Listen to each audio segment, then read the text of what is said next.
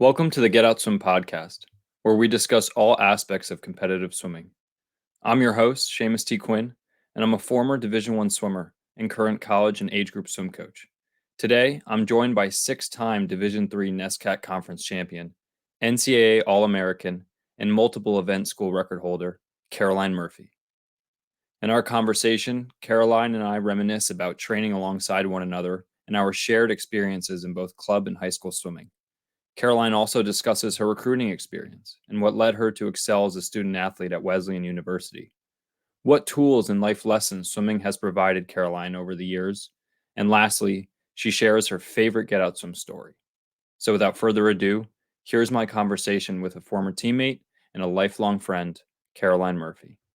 Welcome to another episode of the Get Out Swim podcast. I'm your host, Seamus T. Quinn, and today I'm joined by a former teammate of mine and a great friend, Caroline Murphy. Caroline, thanks for joining.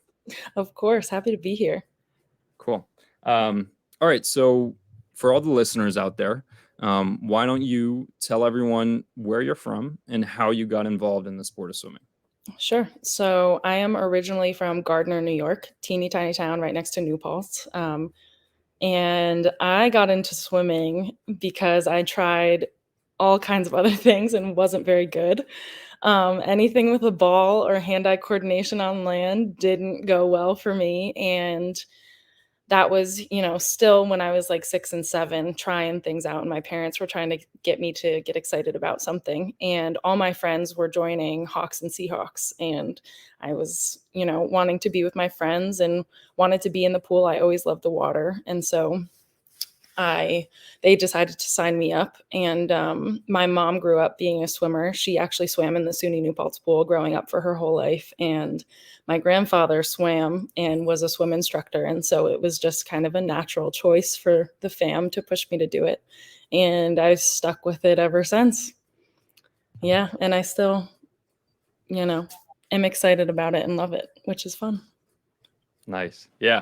So you mentioned two teams in there, the Seahawks and the Hawks. So for our listeners, so the Seahawks is a local sort of like summer rec program that we have here, the New Paltz Seahawks, and that is a sort of a great local team that honestly breeds a lot of young eventual club swimmers and high school swimmers. So we have a great connection of Seahawks swimmers here in New Paltz, and myself included. That was the first team that I joined back when I was probably 5 or 6 years old. And me and Caroline certainly connected through that Seahawks program. And then she mentioned the Hawks, and the Hawks Swimming Association is our age group club team here in New Paltz. And that's even, more so blossomed our relationship, and we trained together, pretty much every day.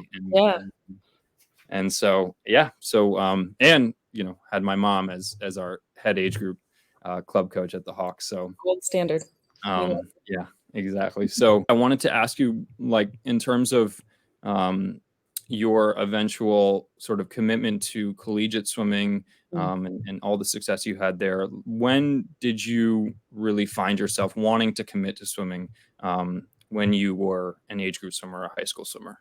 Yeah. So I even like in age group when I was in elementary school and even middle school, I never took it all too seriously. It was still really fun for me. And developing my strokes, way back when I was a breaststroker, which is kind of hilarious. Just kind of figuring out what I liked and what I was good at and building those team relationships with your friends. My parents always pushed me to have fun with it. And if it was ever not fun, then we can have a different conversation. And so, up until high school, I was like, I'm still having fun. I'm still, learning how to exercise and do this fun thing that I build friends and relationships with every day. And then once I got into high school and we started talking about, tech suits. I didn't know what a tech suit was. I was going to the MIT Invitational for years and I was like, why are these people wearing shorts while they're swimming?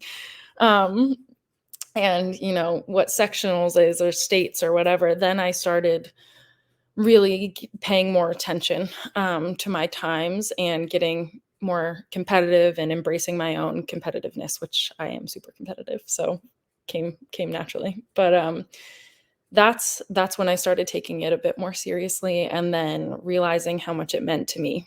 When I would go a few weeks and not swim, if it was family vacation or school break or whatever, and just kind of be, a little extra anxious, or just kind of yearn for it, really miss the water. That's when I was like, this is my happy place. Like, this thing centers me and makes me feel really good, and is really good for me and my own schedule and whatever.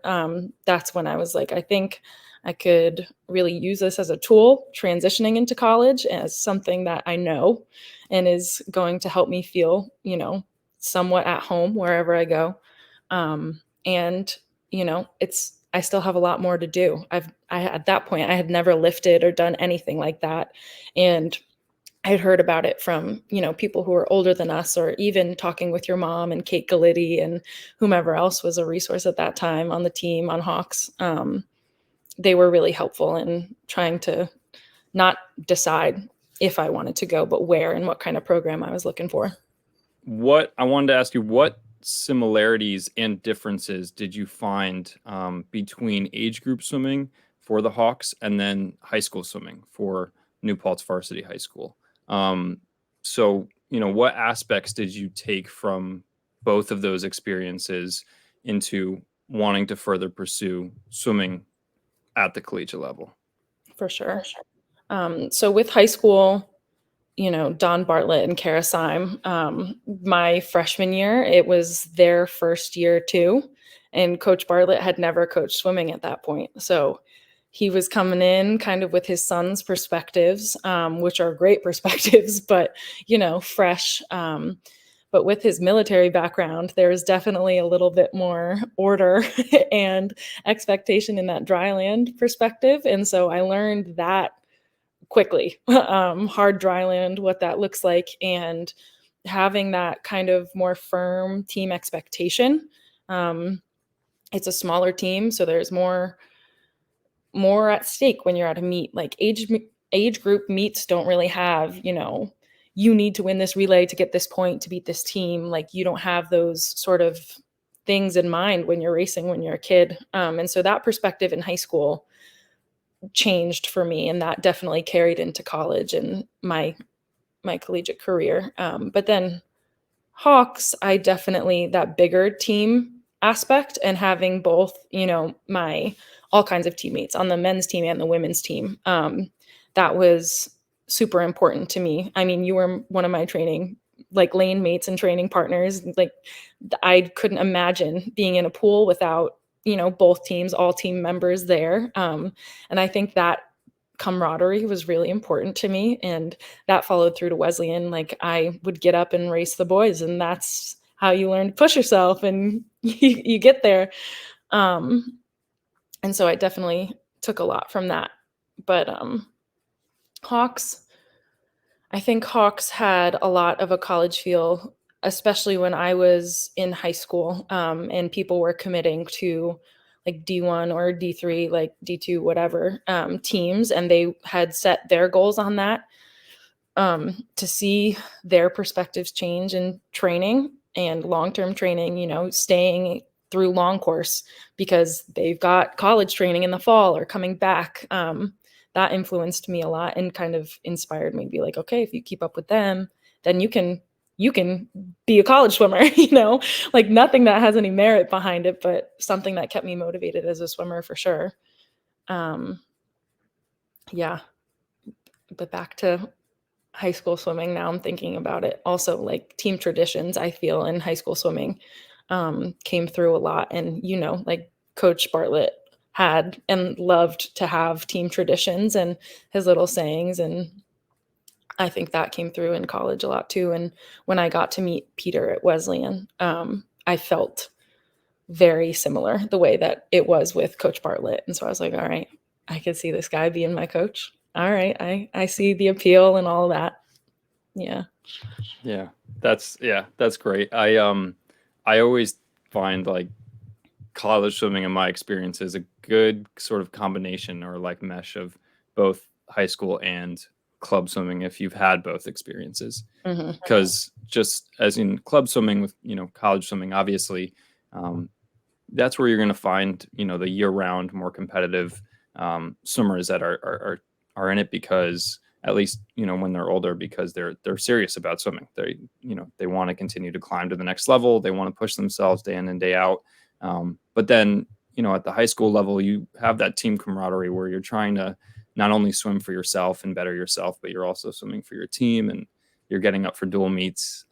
When you show up to the big meet, everyone's maybe wearing the same gear or, matching, and you're getting pumped up and you're cheering louder than you've ever had, probably in comparison to an age group swim meet or a championship age group swim meet. So with our Hawks experience, especially, at that time, what you're mentioning, I think that was like a real golden age for swimming on our Hawks team, because we had, like you said, swimmers who were coming back from college who were swimming Division I at University of Buffalo, or we had Emil Kuehl who was at Johns Hopkins, and we had all these swimmers who were just sort of at the heights of their career. And I think a lot about Liv Reinhart.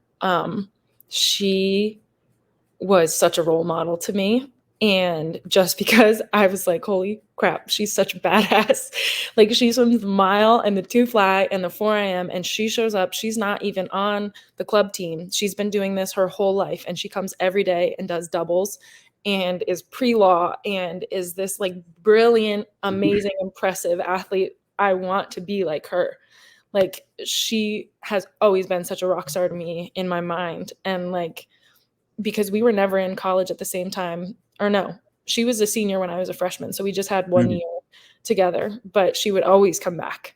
And I remember just being like, all right, that's who you're aspiring to be like don't lose sight. And she would always in the summertime just keep you accountable, like without.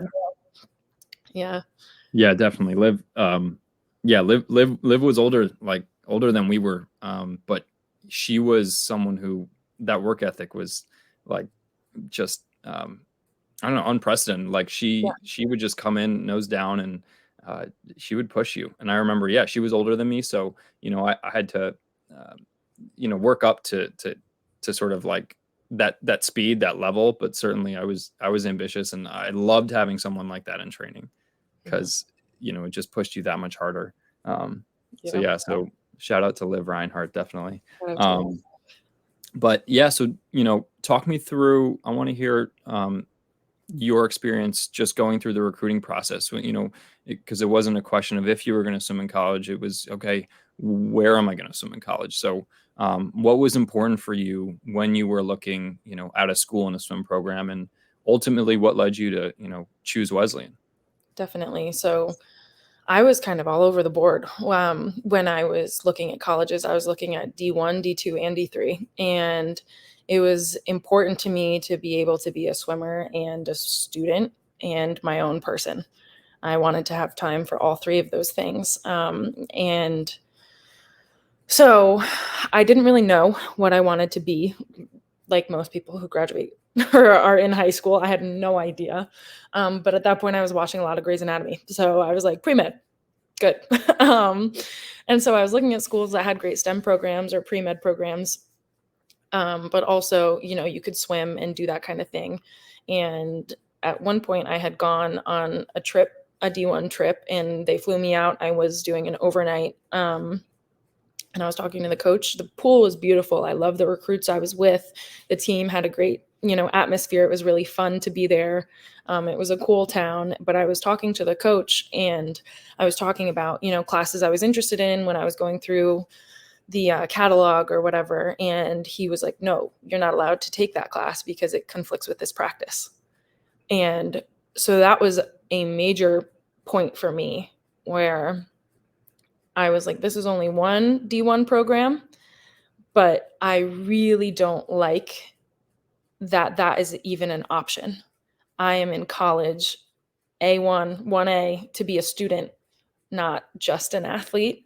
And an athlete is, being an athlete is part of my identity, but I want to come out of here with a degree that I love and that I took classes that mean something to me and that I wanted to take. And so after that experience, it kind of crossed off the whole D1 aspect. And also, swimming, even swimming club and summer league, there are seasons of swimming. You build up to November, you build up to March, or, whenever your championship meets are, and there are seasons of downtime, which is really important for me. Like, I like to do other things. And so it was important for me, looking at a schedule, that there's a season of a little bit of downtime where I could, run instead of swim if I wanted to, or do other things with my time. And so looking at the D1 schedule where it was that intense, I think that wasn't super appealing to me. And so then I was looking at a D2 program. Actually, that Matt Suits way throwback suggested that I look at. And so I had done a visit, and very similarly, it was like, we can give you scholarship, we can give you this, but you're not allowed to be this list of majors. And so again, same thing. If it wasn't majors I was interested in, if somehow my life path had led me to want to pursue that, I wanted to have that option. And so a family friend of mine, actually not a family friend, my mom's cousin had a niece who went to Wesleyan, and she was on the field hockey team. And shout out Uncle Mark. But he was like, the NESCAC is a fantastic, fantastic, fantastic conference. It's amazing academics, amazing, competitiveness between schools, and Wesleyan has a gorgeous pool. So you should really look at that. And so I did. And Wesleyan was the only NESCAC I looked at. And yeah, I was looking at some other D3s, SUNY schools, great SUNY schools, that I could have swum at. But Peter was really intent on keeping the contact up, and I visited 3 separate times. And the first time was on a massive recruit trip, which I actually met Grace Middleton and Quinn Tucker and some people who have turned out to be like some of my best friends for the rest of my life, probably. But I had a varsity swim meet the next day, so I couldn't stay over. And so I just did like an afternoon visit then, and then I did an overnight, and then I did a third visit. And just to like watch a swim meet and meet some other swimmers. Hannah O'Halloran and Q were on that third one.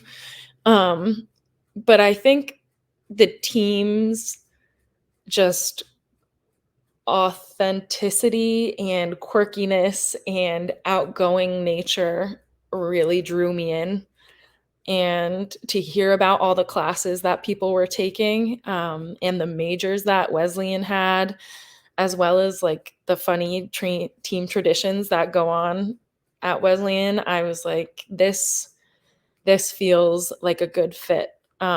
This feels like a really good fit. I need something a little funky. Like Hawks and Seahawks, they were a little funky, and you need that, And so that really drew me in. And, Peter was fantastic in all of it, super communicative and funny, and just really clearly wanted me to be there. And so, that feels good to be wanted. It feels really good. So that's how I ended up D3 and at Wesleyan. And I was able to, explore my academic goals and dreams. I was able to take West African dance and philosophy and art classes and film classes, but also, have an amazing degree in environmental science and anthropology, which has led me all the way to where I am now. And I'm still in touch with a lot of my professors too, which is really cool. Definitely was the right decision. I don't think there's questioning that. No. Yeah. Yeah, it's interesting hearing that, because it just seemed like Division I was clearly an option. I mean, you had certainly the times, and just the profile to be able to, be recruited by some high level Division I schools. But that makes sense. Like, not wanting swimming to be your priority, and having to work around practices and the logistics of what goes into a lot of Division I swimming and diving programs, in order to meet your academic needs, like that totally, for someone like you, I mean, that sways you in the direction of, okay, well, if I really want to swim, like I need to make this work at some other level. And the reality is that I don't think not enough people know that there are incredible programs also, in Division III, Division II, that are just as competitive, but don't have that, I would say, value on swimming, versus your academics. Like you can make both work, um, to the degree that you'd like, and certainly at Wesleyan, the greater NESCAC schools, academics is going to be the number one priority. And it's no wonder too that once you reached out to Wesleyan and Peter got a hold of your name and your contact, he was not going to let that go. No. I think any NESCAC coach or Division III coach that gets in contact with you and sees, oh, we have a 5,600 backstroker, a 24 low, 50 freestyler. Okay, this is NESCAC champion written all over it. So good on Peter for keeping the contacts. Yeah. I don't think I really knew also, like, I didn't have the best grasp on like my times in relation to the greater scheme of things. Like I knew I was competitive and I knew that I would make finals and I enjoyed doing that, but I don't think I realized how competitive New York State is as a state and how much talent there was at our time. Like truly golden age of swimming. I remember swimming against like Julia Sampson, who ended up at Columbia, like incredibly talented athletes. And so I don't think I really even knew, like I didn't have a feel for it. And I think I'm glad I didn't, because it kept me, focused on working hard and humble, honestly, because things happen and you have to work your way back up again. And it's how it goes. But yeah, I just didn't have a grasp. Yeah. Kind of funny. No, yeah, like you said, that probably worked out, for the better too, because now you're coming in and it's not like you have this huge chip on your shoulder, like, oh my God, I was one of the best swimmers in New York State. Now I'm coming to, a Division III school where I can easily be the best coming out of the gate. No, like that. Well, that grasp is not there. So you're like, I'm ready to work hard. I'm ready to see where I can go and how much I can improve. So yeah, that actually works out really nicely.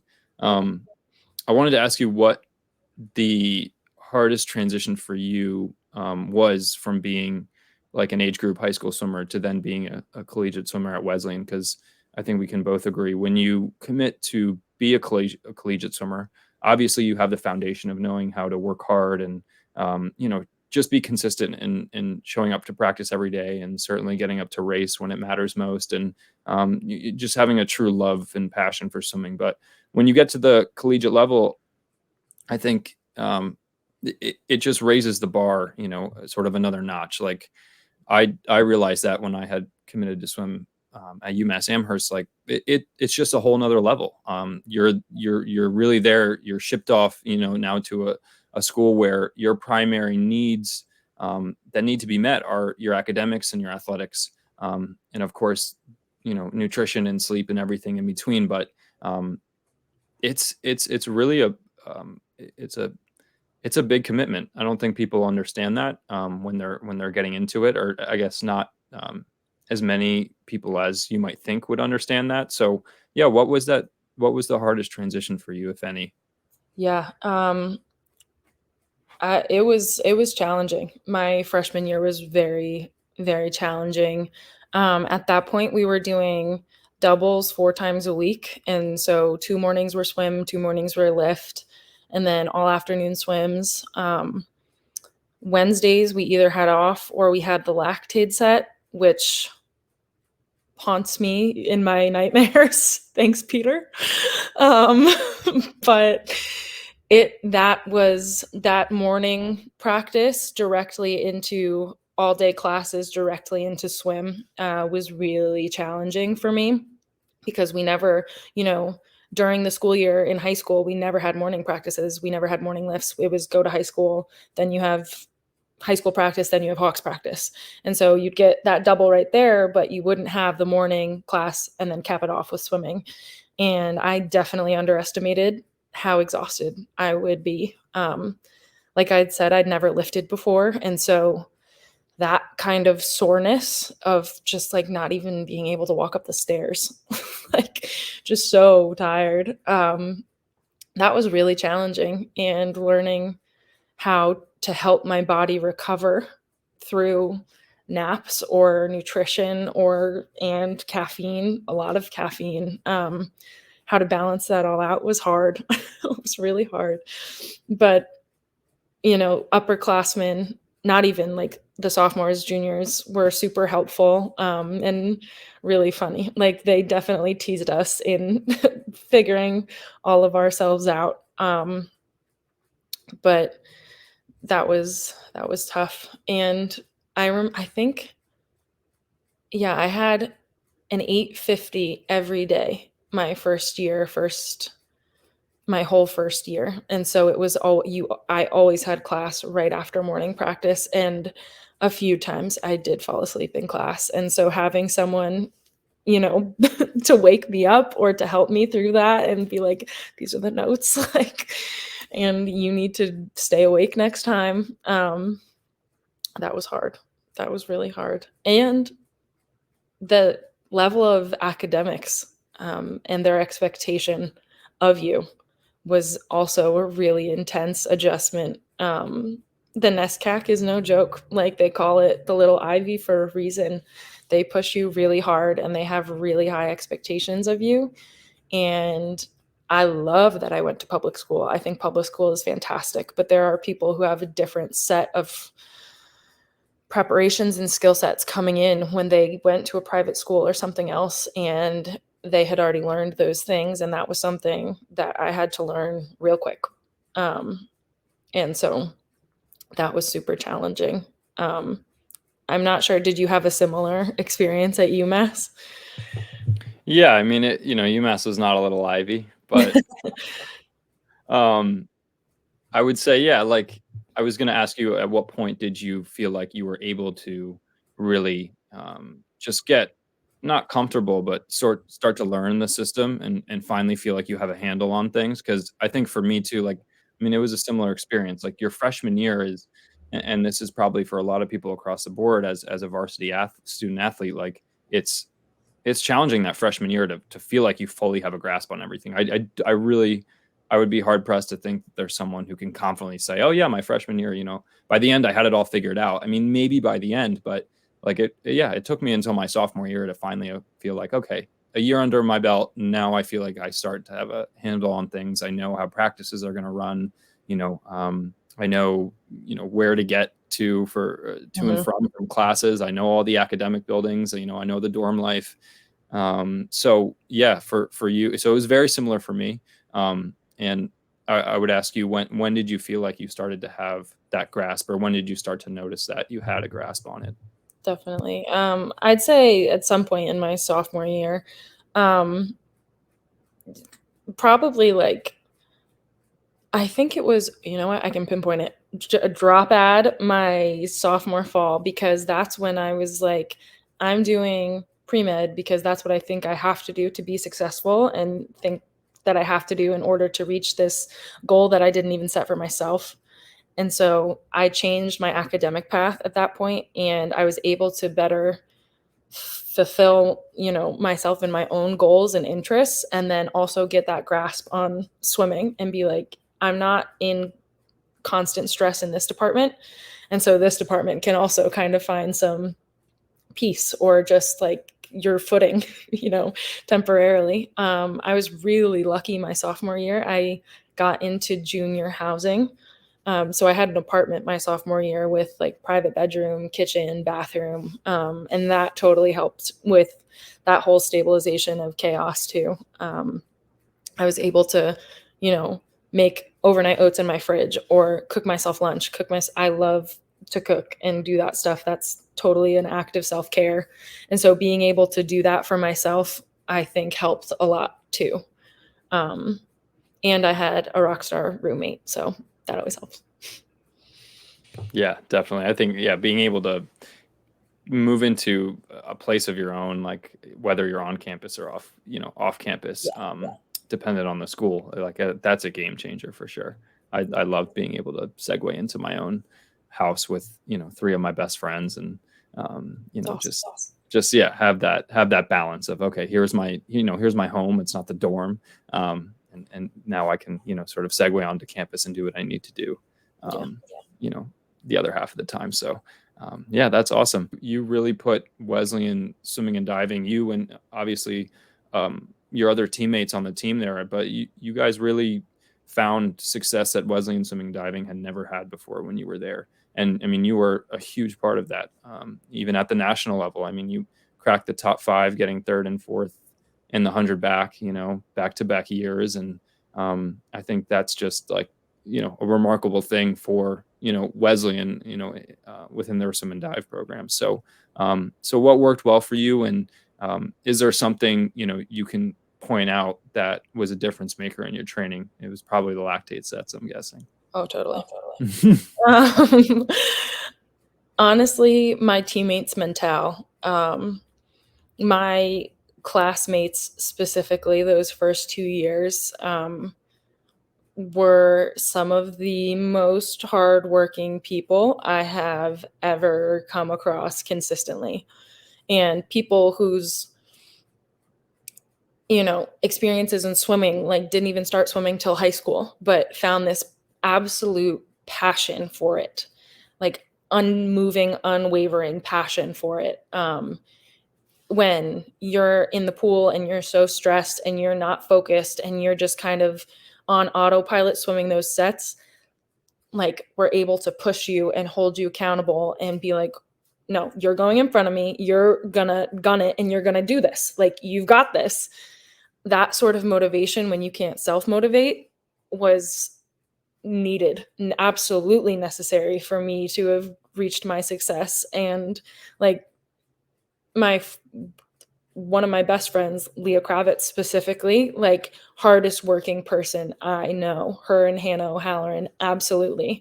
And train so fast. Like, I can't even comprehend being able to look to them and race them in a set, or, just be like, well, if they're showing up, I got to show up, kind of thing.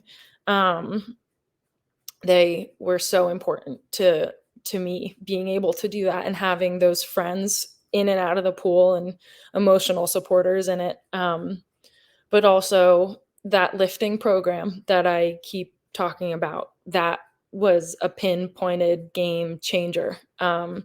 My freshman, sophomore year, Ethan Cook, the program he brought in, I think some of it was from SUNY New Paltz, former SUNY New Paltz swimmer, former Hawks coach, all that.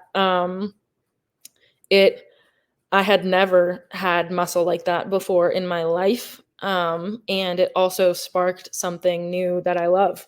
Like, I lift that program still sometimes to this day, and it's just like reminiscent and fun. And that really brought me to that next level. And then Caleb, when he came in and really kind of hijacked the sprint sets in practice and brought in paddles in a way that I'd never used it before, fins in a way I'd never used it before, all of this gear, power towers, all that stuff. That really changed my ability to bring, weight training and resistance training into swimming and push myself and actually be able to track, you were able to pull this much this time. You should be able to pull more now. Let's pull more now. And that, without a doubt, changed my ability and my strength in the water. Yeah, there's a few things to unpack there, but I would say I had a similar experience for sure. Pinpointing strength training and, having not really explored that too much in high school, I think it's kind of, you're told, not to push, weight training or, just any heavy lifting as your body is still growing. So by the time you get to your college program and you can start that, that's when you really can see the improvements in the strength that you're building on as a complement to swimming.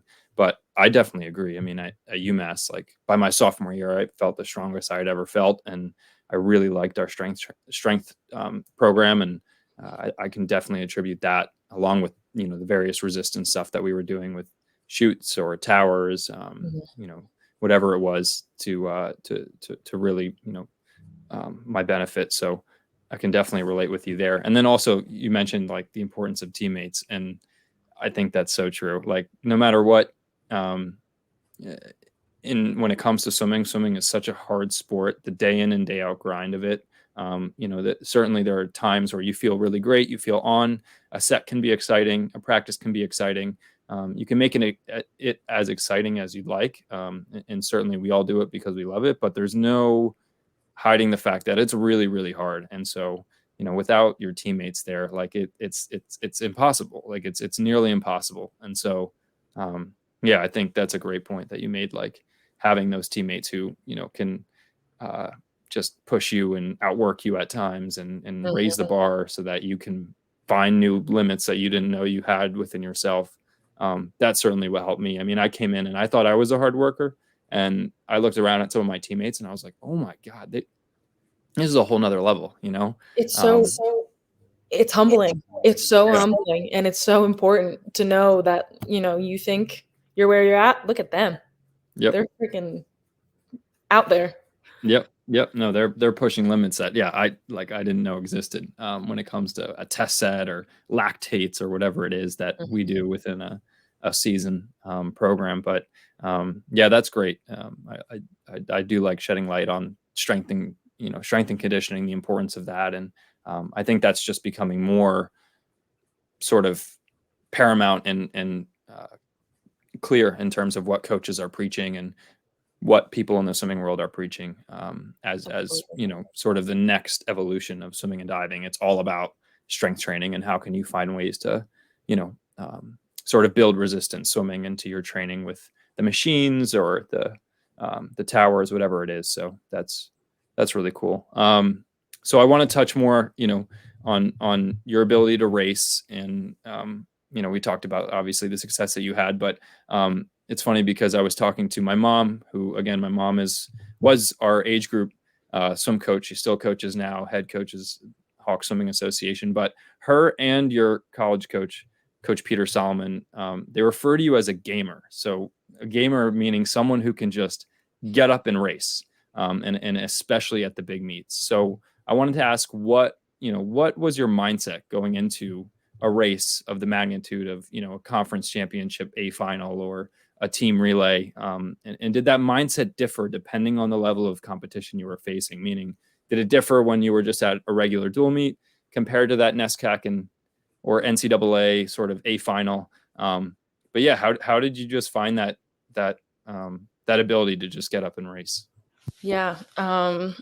So in high school, it was definitely more. Didn't have really a good grip on my nerves. Was a super nervous competitor, and through college, I was a super nervous competitor, but I had more tools then, and so I would kind of, after the relay that we will talk about, I would always get to the blocks really early, because I didn't want to miss my race, and so I would sit back there.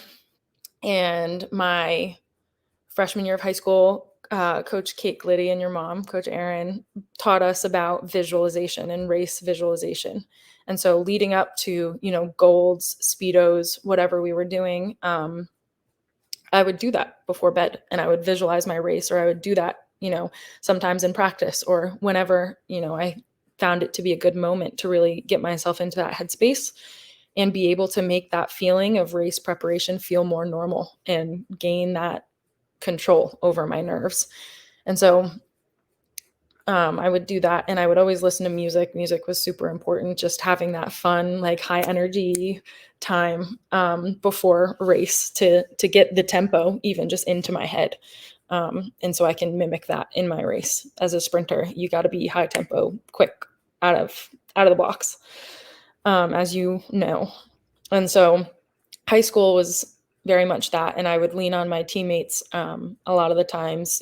We might be racing the same events or we might not be, but just being behind the blocks together, talking, keeping it loose, keeping yourself warm, moving around, jumping around, that kind of thing. And then with relays, always have been very motivated by relays, because it's not just for me. Like, I'll work hard for myself and I'll get up and race, but when there's a team of people who are counting on me, nothing will meet that kind of motivation. I don't know. I have goosebumps talking about it. Like, I will give it whatever I've got.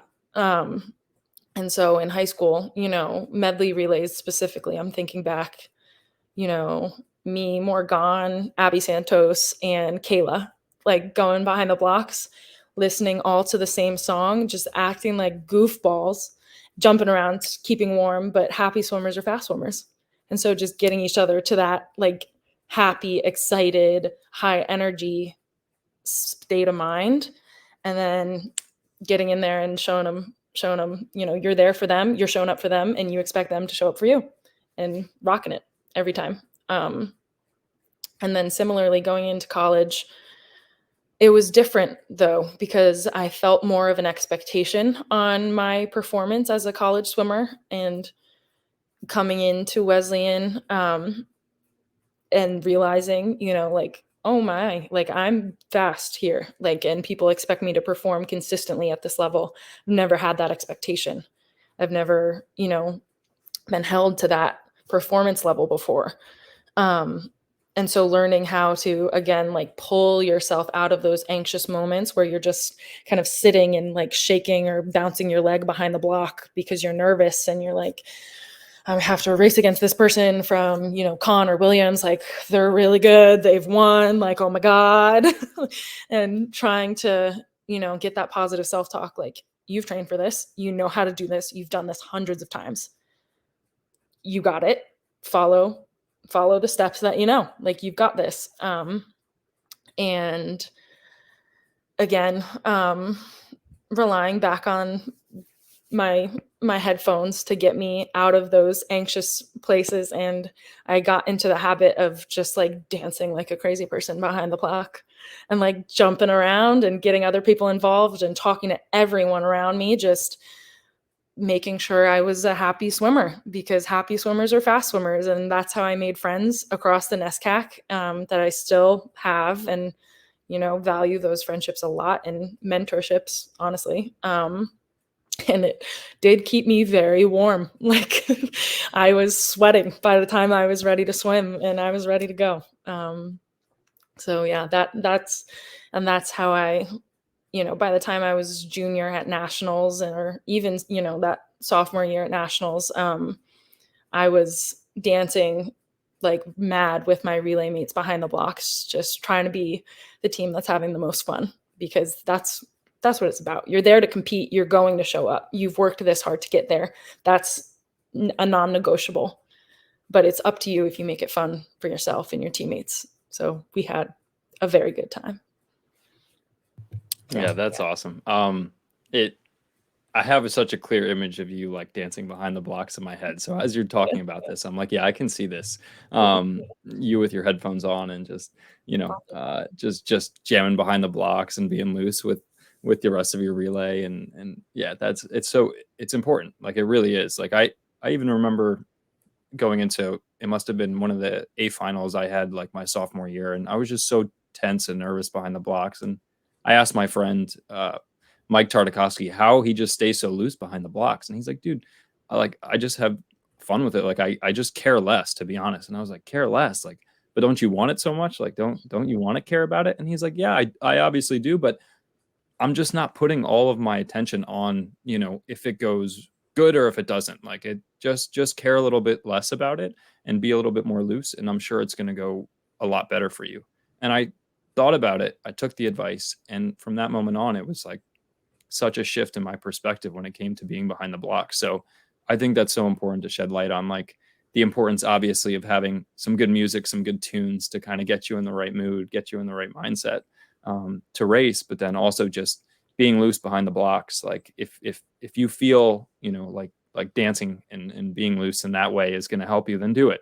So I just love that. I think people who listen to that can really, can just take that and if they're still swimming and they're still competing in that way, like, use that for sure.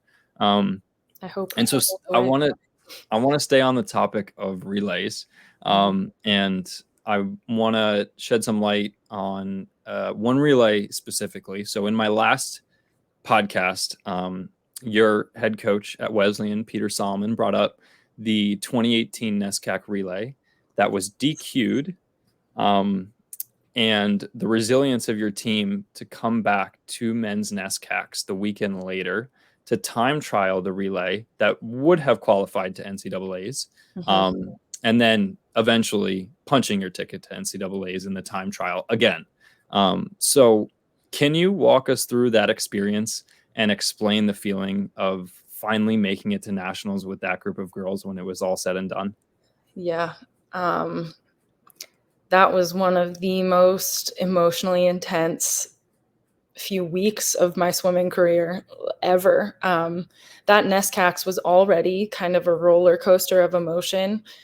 The first day, the pool water level was too low, and so anybody who had qualified to nationals, the time didn't count. And so people were furious, emotions were high. We had a team member leave the team in the middle of the meet. It was like a very turbulent meet. And then, the 4 free relay, that was the last bit. That was our last. We were putting everything on it, and we had trained and visualized and worked so hard. And all of our, relay members, we all were having amazing meets, like individually speaking, just performing like mad people and trying to do the best that we could, in all of it. And that relay, we were in an end lane at Williams, and you have the tiniest little bulkhead to stand on. You can basically fall off the other side if you're not careful. And so we are screaming at the tops of our lungs and cheering so hard. And you see, I dive in, swim, insane.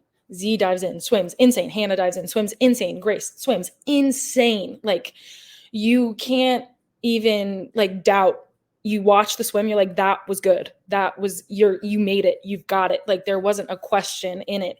We see where we finished, and we're like, this is a record finish for Wesleyan at NESCACs. Like, we've finished above some teams we never thought we could.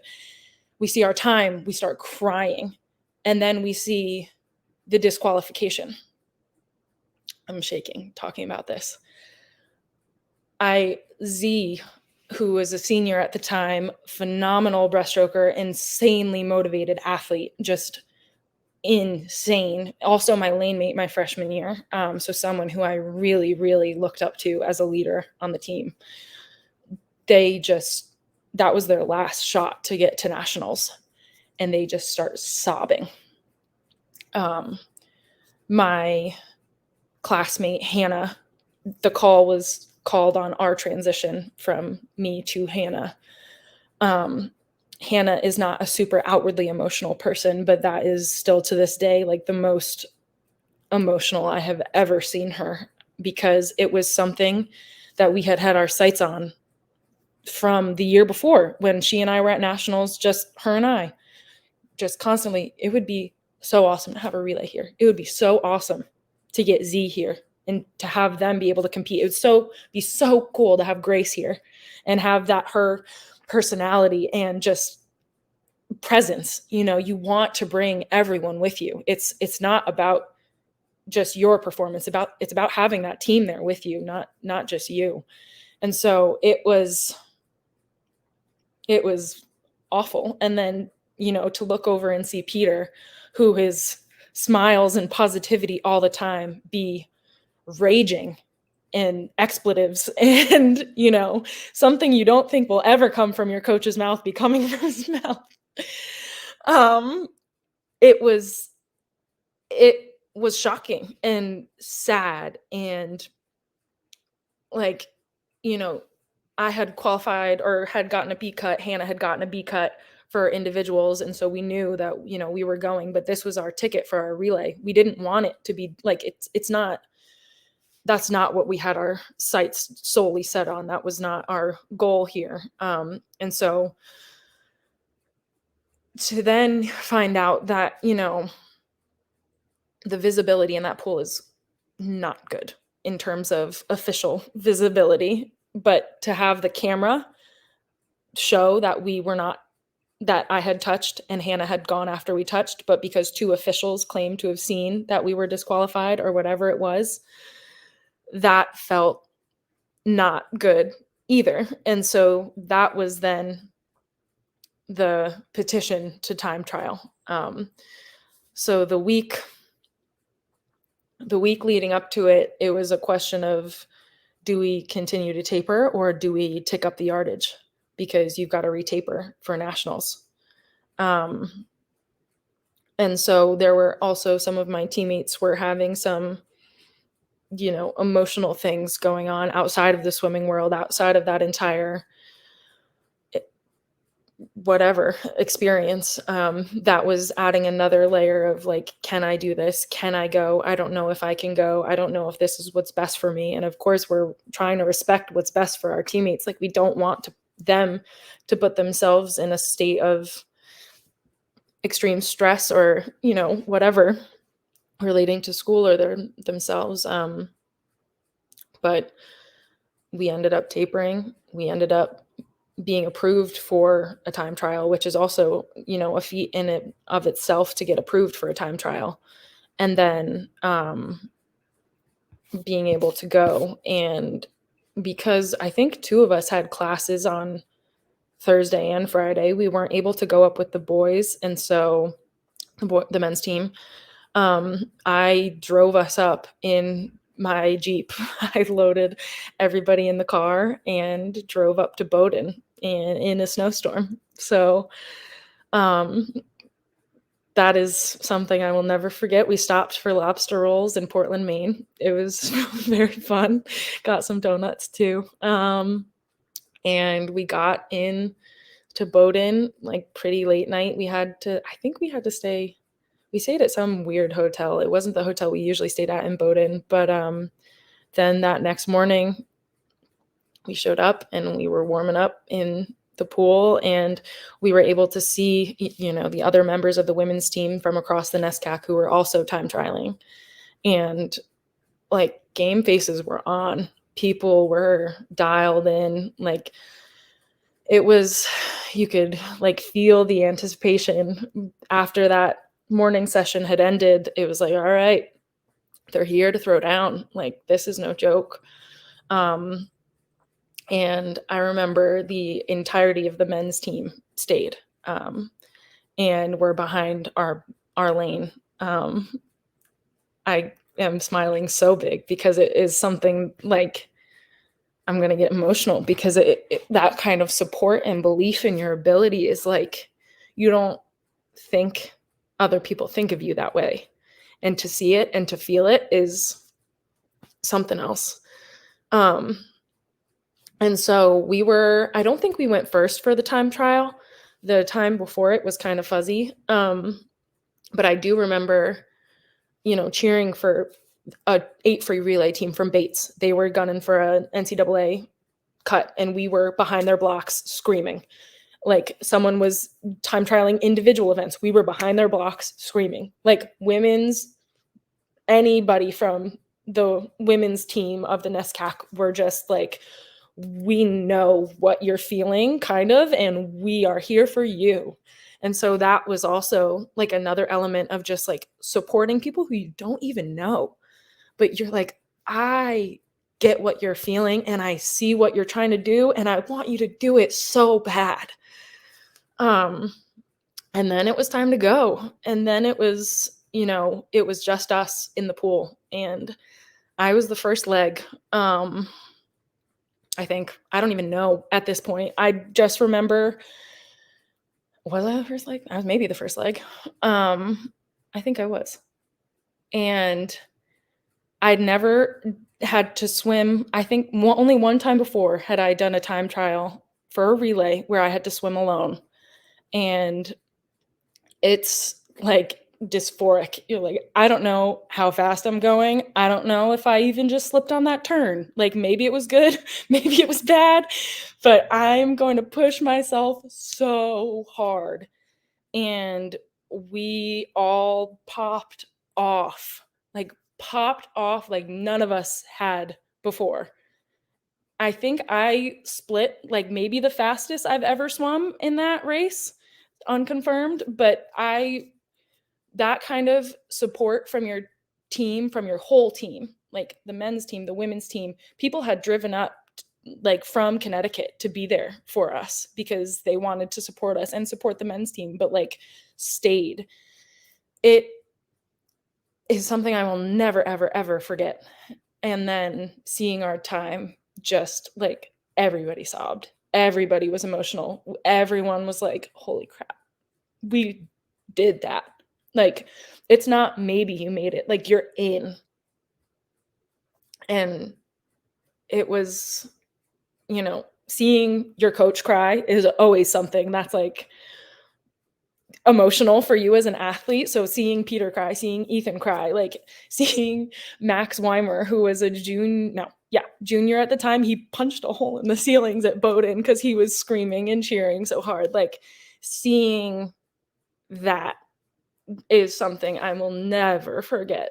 Just absolutely, absolutely amazing. And all of us just like lost our voices from screaming, exhausted. I remember laying on the floor like with Hannah after she had swum and like hanging over the side to scream at Z or Grace or whoever was like we all just gave everything. And it was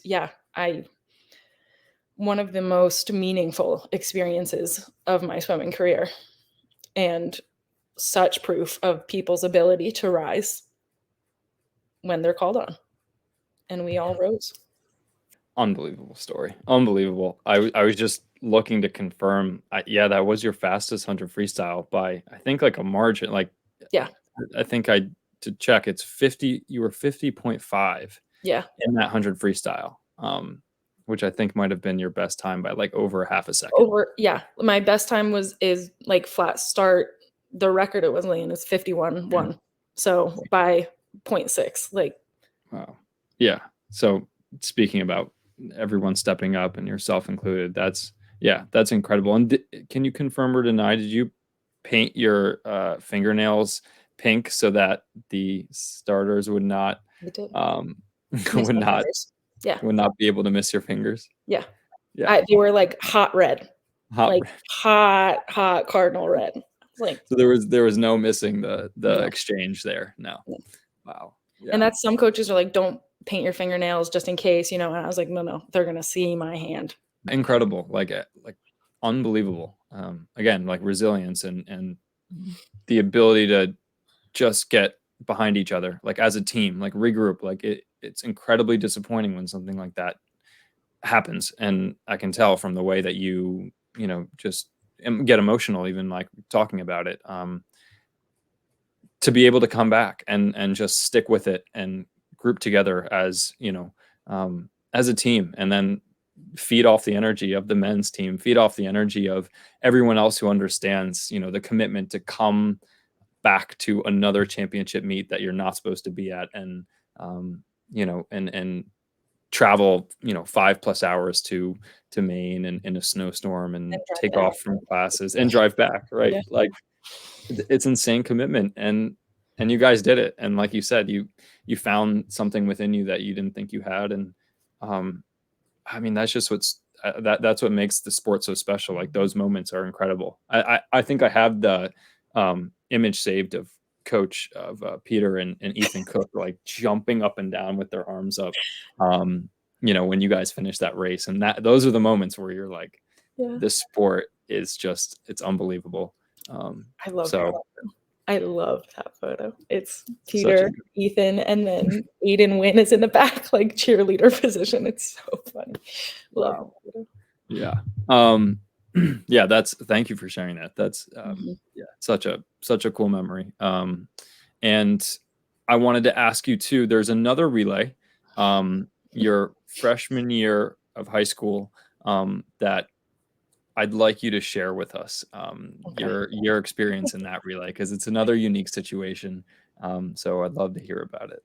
For sure. So this relay, this was to qualify for Speedo sectionals with a relay team. For years, it had been just Liv going as an independent swimmer, swimming her individual events. There had been a few men who had gone on the men's side, and men's relays even had gone. But Liv for a while had been the only female swimmer, women's team swimmer. And so we decided, or I don't even know how it originally had come up, but for a long time, that was our end goal. And we were dialed in on that 2 free relay. And it was someone from each year. So I was a freshman. Bridget Redesno was a sophomore. Emily Galitti was a junior, and Liv Reinhardt was a senior. And so everybody was coming in from different points of their swimming career. And we had worked a lot with Coach Kate and Coach Aaron on visualization, on making sure you cool down, on focusing on those like freestyle drills, on all kinds of things long-term, building up to it. And so we got to golds, and we were on the side. So the diving at RPI, the diving thing was above where the blocks were. And so we were hanging out behind the blocks. We were early behind the blocks. And we all had tech suits on and stuff, but I was first leg. And I had a sweatshirt on. I had like shorts on. It's freezing on that pool deck, so I was layered up. And we couldn't, there was nothing posted, and we were like, there's 2 heats of boys before us, right? There are 2 heats of boys. And they were like, yeah, 2 heats of boys, whatever. And we were like, okay, whatever, there's 2 heats of boys. And so we're not really paying attention. And there is an official who's stationed right in between the 2 lanes. There's like our lane and the other lane right next to us. We're not really super paying attention, but we're paying attention. And then we see that it's women stepping up on the blocks.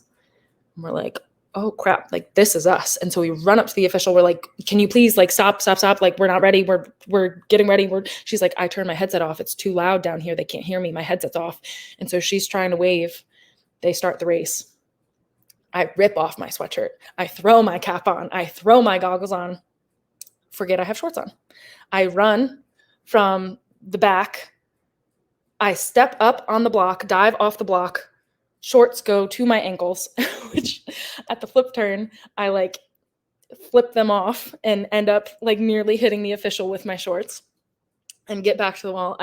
I dove in a second and a half late and still managed to go a 26 on that first split.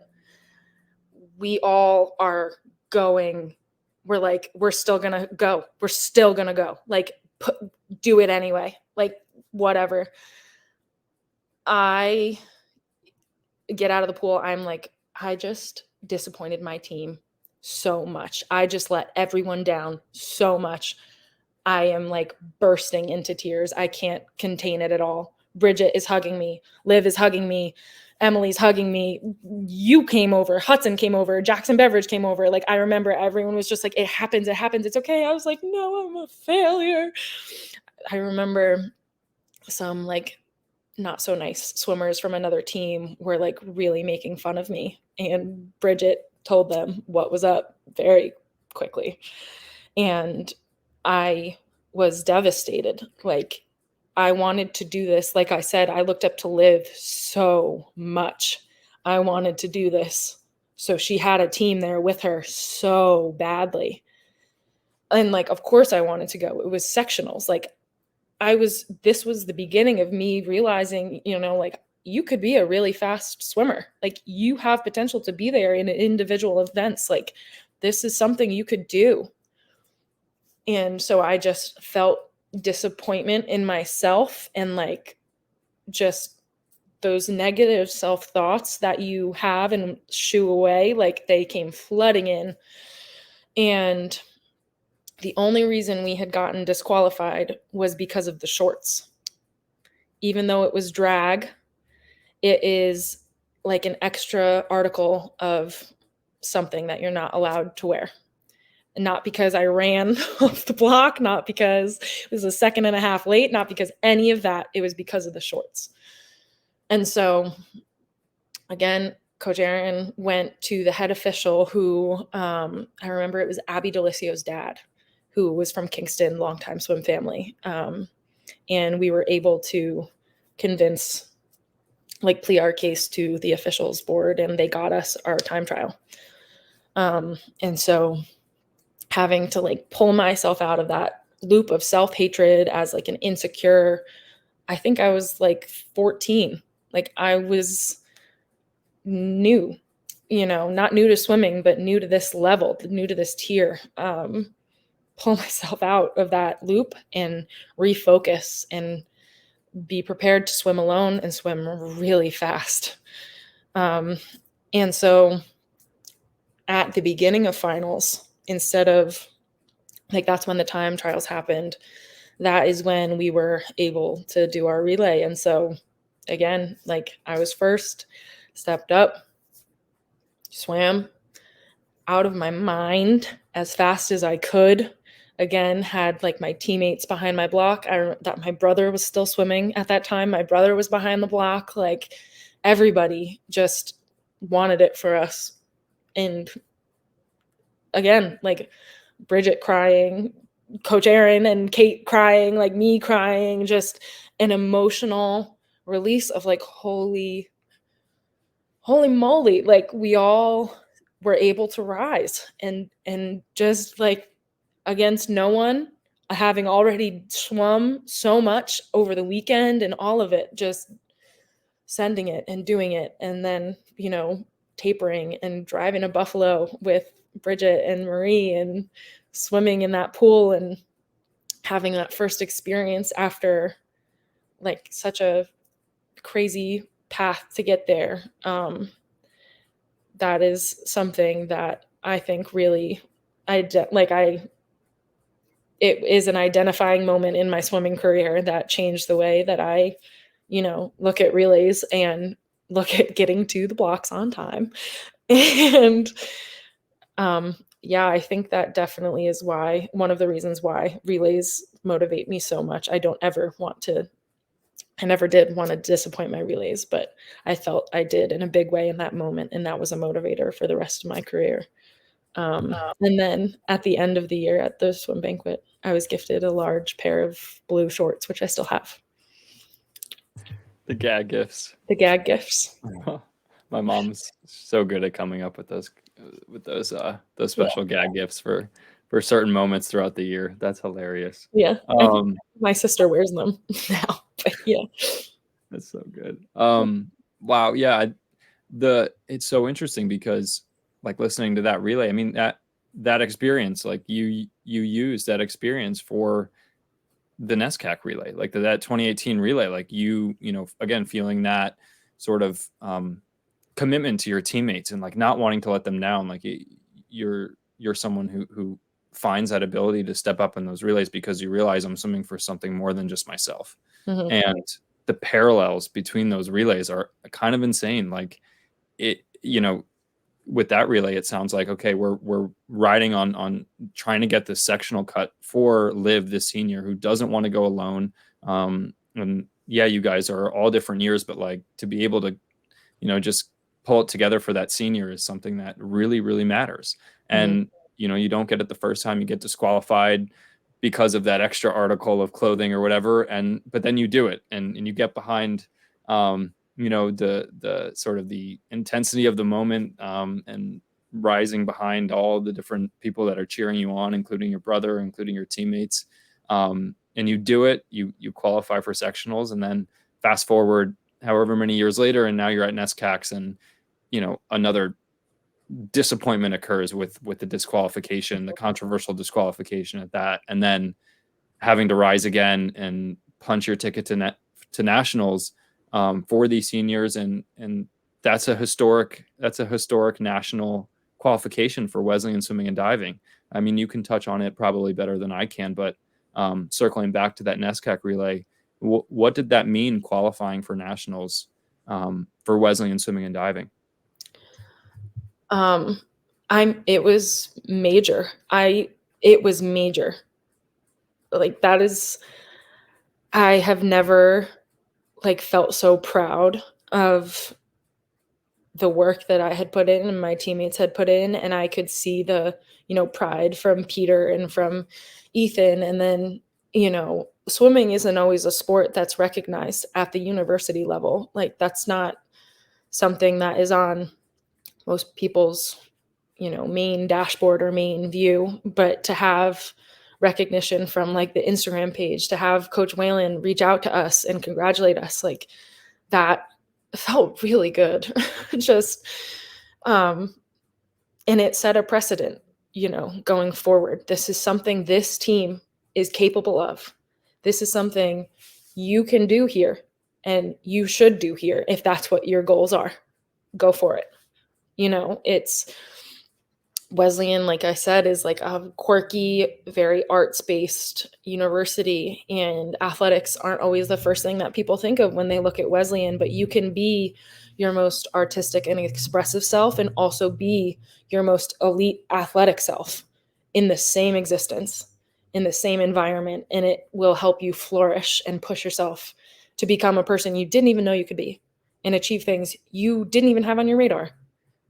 And it's just embracing those communities and embracing that, motivation from your teammates, from your coaches, from whomever else is trying to help you, is trying to push you, take it and run with it.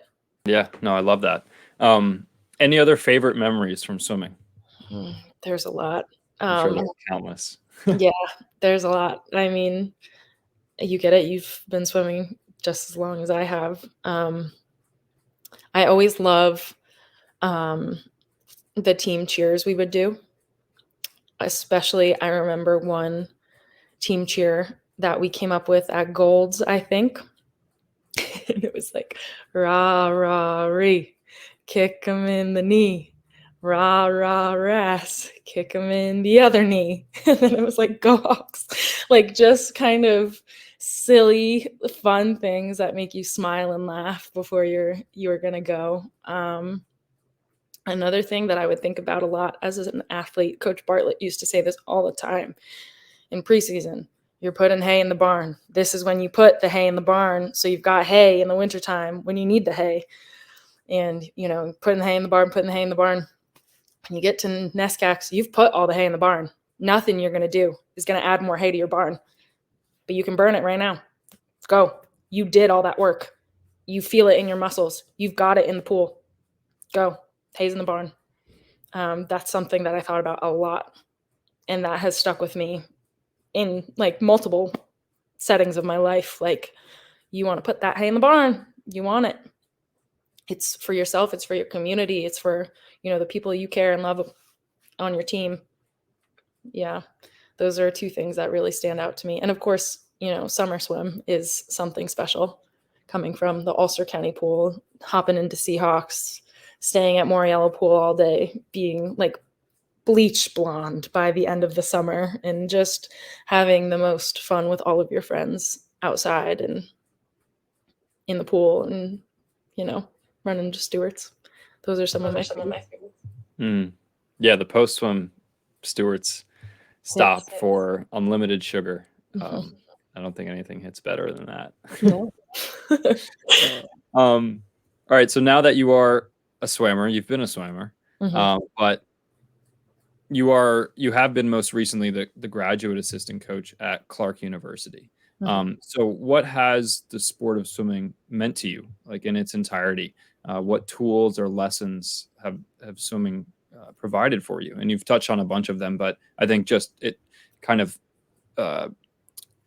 it shows that swimming has, obviously helped in other ways than just the competitive aspect of it and the internal sort of reward of being able to push yourself year to year and show that improvement. Like, again, you were the graduate assistant at Clark. You were able to pursue a master's and continue to be in the field of swimming, but now on the other side of things as a coach. So yeah. Yeah. I mean, as I've said through my stories, my swimming career had a lot of emotion embedded in with it and a lot of ups and downs. And I definitely needed support from my coaches, from, Coach Aaron and Coach Peter specifically. They were hugely important to who I am as a person and as an athlete. And when I needed them, they met me with compassion. And so that was the kind of coach I wanted to be. You don't have to compromise your intensity level. You don't have to compromise being competitive, and you don't have to compromise your compassion either. And so learning and from them and experiencing, their care, but still their ability to push because they believed in me and they saw that potential. I wanted to be able to be compassionate and present for my swimmers, but also be able to, see them and see their potential and push them to be able to, reach that point where you're like, I didn't even know I could do that. And that definitely inspired me in the way that I coached at Clark. Clark reminded me of Wesleyan and New Paltz in some ways. It's a liberal arts school. I loved coaching college. I loved it. And I think 2020 graduate, so a few years out now, but being so close in age, I think it was helpful for a lot of the swimmers to know that I wasn't that far out of what they were feeling and what they were experiencing. And me saying, oh, I understand. I'm not 20 years out of that. I just felt that. I just went through that. And it's not the same, but I can empathize and you can talk to me about it. I think coaches are such an important resource to their swimmers, and they make such an impact, like more than I can ever verbalize. Coaches are so important to their athletes, and I have been so lucky to have the most amazing coaches. Like, I'll cry. I am getting emotional because I'm so grateful for them. And I'm still in touch with Peter. I'm still in touch with your mom. Like, I'm even still in touch with Coach Bartlett. Like, important people to me and to their athletes. And so thinking about how much those people meant to me, even though it was for 2 years and it felt like such a short time, I was like, I want to leave my mark and I want to be present and I want to push them hard and show them what they're capable of. And so that was the kind of perspective I was able to come in, to coaching Clark with and learn from Coach Phillips. And he's a funny guy, but I was able to learn a lot from him. He's been there for 20 years. And so he knows Worcester, he knows Clark as an institution, and he was able to connect me with resources in the community and to help me with my education and things like that I didn't even know existed at Clark. And so I'm really grateful to have known him and worked beside him and learned how to, co-coach a team, and refined some of that love for swimming, because sometimes it fades away. And my end to swimming was a pandemic end to swimming, 2020, and so things felt unfinished there. And it was a really good way to find that closure. Yeah, I love that team. Yeah, that's great. I wanted to ask too, like, we've obviously had a discussion on swimming, but while you were at Clark, what masters were you able to pursue, and where did that lead you to now? Because I know you recently started a new job. You've moved from the East Coast to the West Coast, living in Oregon now. So yeah, just touch on that. Yeah, so I was able to pursue a Master's of Public Administration, and I focused on policy. In my undergrad experience, I was environmental science and anthropology. I love that intersection of environment and people, and a lot of policies happen there and are important there. And so when I was looking at graduate assistantships, Caleb and Ethan both motivated me to look into them. They said I was a great candidate for the position. They could see me really thriving in that kind of position. And I'm really glad they did, because it was such a meaningful experience. I found lots of them, but I also found Clark, and it had that funk to it that I've been referring to, that felt like home, but not at home. And I knew would have that balance of creativity and, self-growth and that push that I needed. And so I was able to write a thesis on SNAP, which is supplemental nutrition. Oh, geez, I'm going to forget the acronym right now, but SNAP benefits internationally. And it was a massive undertaking. And I'm really proud of the thesis that I wrote and the website I developed relating to it. And I now work in policy for the Oregon Health Authority. And so what I was looking to pursue in policy directly translated into the job I have now and has plopped me into a beautiful place in the country, and with a team that is hilarious and amazing that I'm getting to know. And, outside of being a graduate assistant, this is my first job in the field that I want to be in, and it feels really good. It's gotten me to a really good place. Yeah. I love it. I love to hear it. I wanted to wrap up with seeing if you had a favorite get out swim, or if you have experienced multiple get out swims, or just one favorite get out swim that you have. So there's a specific get out swim that has come to mind. I want to say it was my sophomore year training trip. No, freshman year training trip. And last day of practice is always a grab bag practice. And we had literally only done warm up, and we got a get out swim. And it was for a 50 free. And it was Sophia Antonio had to swim it. And she was like, I can't do it. That's too fast. Like, wow. And was freaking out. And then people just started, they were like, well, I'll race you. Let's race. So like, let's go. And so like we got up and we raced and we got out of practice. And Peter was furious. And we like did a little cool down, and it was freezing outside. I think it was like 55 degrees. Peter was like, you'll be warmer in the water. We were like, no, we got sweatpants. We're good.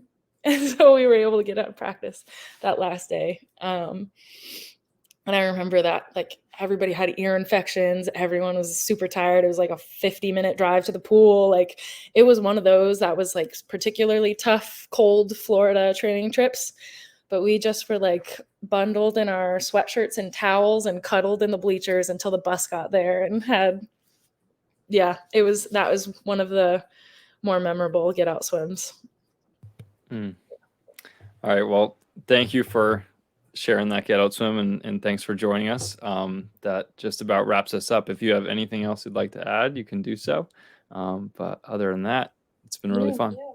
Thank you, Seamus. I feel very honored that you thought of me to have me on here. Super excited to talk to you and share, my swimming memories. I would say happy swimmers are fast swimmers, and keep that love for the sport, because it's a good sport. Yes, definitely. Happy swimmers are fast swimmers, as Coach Solomon would say. And thank you. Thank you.